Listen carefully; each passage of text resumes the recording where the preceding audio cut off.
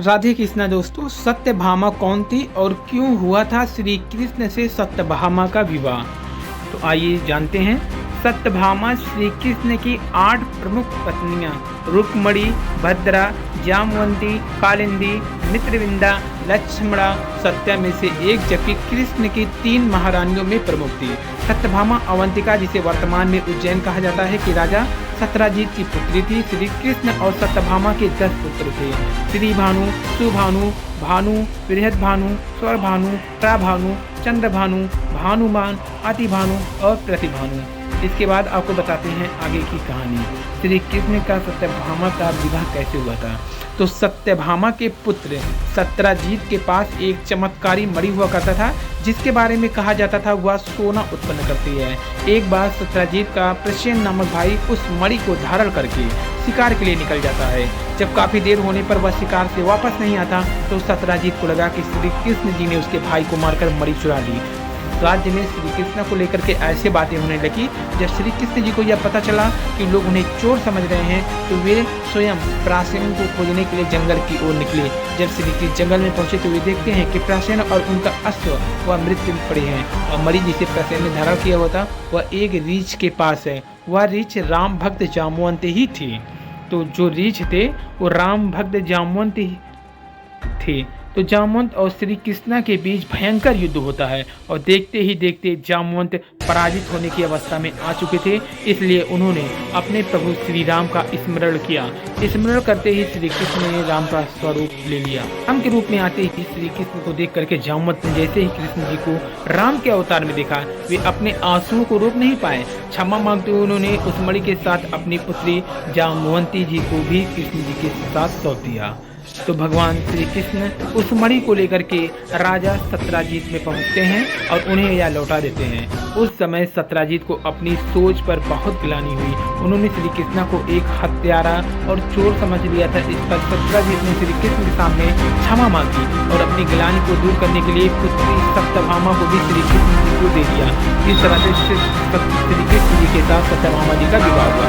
इस एक ग्लानि ने श्री कृष्ण और सत्यभामा को विवाह करवाया। तो सत्यभामा का घमंड देखना शुरू करता है।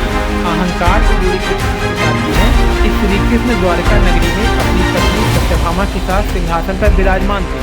दोनों के निकट ही गरुड़ और सुदर्शन चक्र भी मौजूद थे, जिनमें अत्यधिक तेज दिखाई पड़ता था।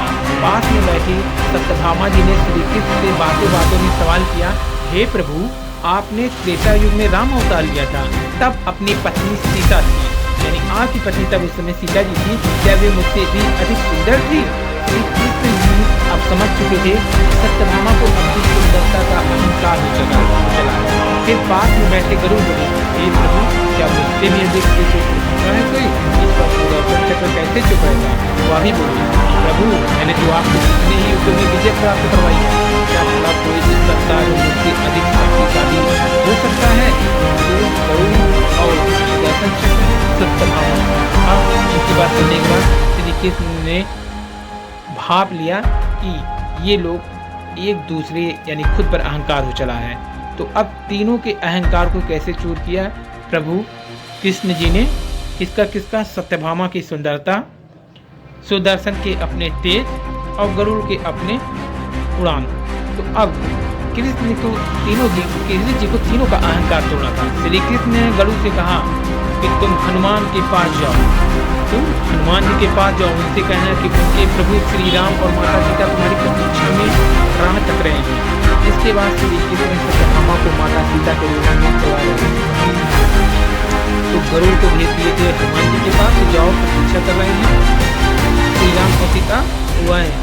इसके बाद श्री कृष्ण ने सत्यभामा को माता सीता के रूप में तैयार रहने को कहा। स्वयं उन्होंने राम का अवतार ले लिया। कृष्ण ने सुदर्शन चक्र से मुख्य द्वार पर पहरा देने को कहा कि मेरी आज्ञा के बिना कोई महल में प्रवेश न करने का है। तो गरुड़ को भेज दिए हनुमान जी के पास। सत्यभामा जी को माता सीता का स्वरूप में कहा आने को और सुदर्शन को राज्य के मुख्य द्वार पर पहरा देने को कहा, कोई भी बिना मेरे आज्ञा से प्रवेश नहीं। गरुड़ ने हनुमान जी को संदेशा पहुँचाया और अपने साथ चलने को कहा, पर हनुमान जी ने कहा कि तुम आगे चलो, मैं वहाँ पहुँचता हूँ। गरुड़ इस समय के बारे में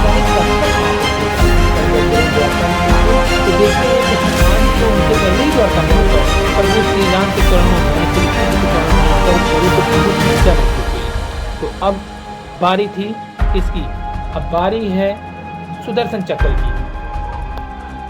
लॉर्ड हनुमान जी से श्री कृष्ण जी यानी श्री राम जी जो रूप धारण किए थे, उन्होंने पूछा तुम महल में कैसे प्रवेश कर आए? क्या मुख्य द्वार पर तुम्हें किसी ने अंदर आने से नहीं रोका? इस पर हनुमान जी ने अपने मुंह से सुदर्शन चक्र को निकाल कर कहते हैं, मुझे अंदर आते समय सुदर्शन चक्र ने रखा था, परंतु मैंने अपने मुख में रख लिया था। भगवान मुझे इसके लिए क्षमा करें।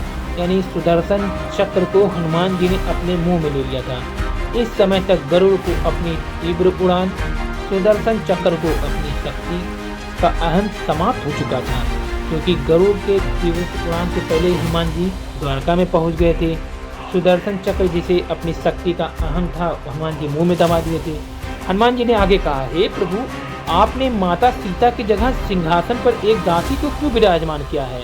हनुमान जी के मुख से इस तरह के वचन लॉर्ड कृष्णा की रानी सत्यभामा जब सुनी तो उन्हें जो अपना घमंड था सुंदरता का, उसकी ओर हो चुका था, क्योंकि उन्हें पता चल गया सीता माता उनसे कई लाख गुना ज़्यादा सुंदर थी।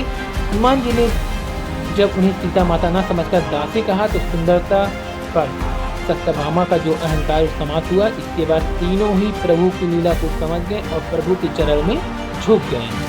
अब आपको बता दें कि सत्यभामा जो है पूर्व जन्म में कौन थी, तो ये प्रमुख कन्या में शामिल थी जो अपने पूर्व जन्म में सुधर्मा नामक ब्राह्मण की कन्या गुणवती थी। सुधर्मा ब्राह्मण ने अपनी बेटी का विवाह शिष्य चंद्र से किया था। ब्राह्मण और उनके दामाद चंद्र के बाहर जंगल गए थे, तब जंगल के रास्ते में एक राक्षस ने दोनों को मार डाला। दोनों की मृत्यु के बाद गुणवती को दरिद्रता की सामना करना पड़ा था। अपनी दरिद्र अवस्था में गुणवती ने खुद को ठाकुर जी की भक्ति में लीन कर लिया था। तो जब ठाकुर जी को अपने भक्ति में लीन हो गए, फिर क्या हुआ? कृष्ण ने सत्यभामा से शादी क्यों किया? सत्यभामा राजा राजत्रित की बेटी है। कहा जाता है जिस मणि को चोरी करने का आरोप कृष्ण जी पर लगा था वह मणि उन्हीं की थी। जैसे ही कृष्ण ने उनकी मणि उन्हें वापस की, सत्यराजित लज्जित हो गए। फिर उन्होंने भगवान से माफी मांगते हुए अपनी बेटी सत्यभामा का विवाह कृष्ण से करवा दिया। सत्यभामा किसके अवतार हैं? तो सत्यभामा सत्यराजित की कन्या और कृष्ण की 4 प्रमुख पुत्रियों में एक भूदेवी के अवतार हैं। इनसे कृष्ण को 10 पुत्र हुए थे। तो नाम था भानु, सुभानु, स्वरभानु आदि। सूर्य ने स्वयं तक मणि सत्यभामा पिता को दे दी थी, उसे सत्य धनवंत ने सत्यराजित को हत्या करके छीन लिया था। क्या सत्यभामा घमंडी थी? तो कृष्ण की दूसरी पत्नी थी, वो बहुत ही घमंडी स्त्री थी। उनका मानना था कि वो सबसे सुंदर है, सबसे धनी है, क्योंकि उनके पिता एक बहुत धनवान व्यक्ति थे। सत्यभामा के पास अपार रत्न, आभूषण और संपत्ति थी, जिसे उन्हें का काफी घमंड था। सत्यभामा पिछले जन्म में क्या थी? तो सत्यभामा जन्म में सुधर्मा नामक की ब्राह्मण की कन्या गुणवती थी, जिसकी विवाह सुधर्मा ने अपने शिष्य चंद्र से किया था। तो ये भगवान नरसिंह के अवतार में भी उन्होंने क्या किया था? नरसिंह ने पूरी तरह से मानव थे, ना ही पशु थे। हिरण्यकश्यप का वध करते समय उन्होंने नरसिंह ने अपनी जांघ पर लिटाई, इसलिए वह न तो धरती पर था न आकाश में था। उन्होंने अपने नाखून से उसका वध किया। इस तरह उन्होंने ना तो अस्त्र का प्रयोग किया न शस्त्र का प्रयोग किया। इसी दिन को नरसिंह जयंती के रूप में मनाया जाता है। तो नरसिंह को मानने के लिए न जो मानव ही न ही पशु के रूप में थे। हिरण्यकश्यप का वध दिखाते समय उन्होंने नरसिंह में उसे अपनी जांघ पर लिटाया, इसलिए वह न धरती न आकाश, उन्होंने अपने नाखून से वध किया। इस तरह उन्होंने ना तो अस्त्र का प्रयोग किया न शस्त्र का। ये भगवान विष्णु के रौद्र रूप के अवतार हैं। भगवान विष्णु अपने भक्त प्रहलाद को दैत्य हिरण्यकश्यप से बचाने के लिए इस रूप को धारण करते हुए प्रकट हुए थे। ये अवतार प्रादुष काल में हुआ था, इसलिए शाम को भगवान नरसिंह की विशेष पूजा होती है। इस बार सिद्धि योग भी बनने की खास। तो पुरिया जिला मुख्यालय से करीब 40 किलोमीटर दूर प्रखंड है, वहाँ पे भगवान विष्णु नरसिंह अवतार के रूप में प्रकट हुए थे। पुरिया जिला यानी बिहार में। ये पौराणिक कथा में बताया भी गया है। भगवान नरसिंह अवतरित मान्यता हिरण्यकश्यप के किले में भक्त प्रहलाद की रक्षा के लिए खंबे से भगवान नरसिंह का अवतार हुआ है। खंबा आज भी वहाँ मौजूद है, जिसे मणिक स्तंभ कहा जाता है।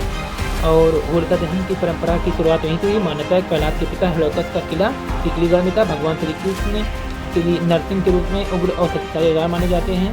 तो ये भगवान विष्णु, भगवान हरि और भगवान नरसिंह, तो उनकी उपासना करने से हर प्रकार संकट और दुर्घटना से रक्षा होती है। नरसिंह अवतार सतयुग के 4थे चरण में हुआ है। ये भगवान विष्णु के रौद्र रूप का अवतार है। भगवान विष्णु अपने भक्त प्रहलाद को दैत्य हिरण्यकश्यप से बचाने के लिए प्रकट हुए थे। राधे कृष्णा, राधे कृष्णा, राधे कृष्णा।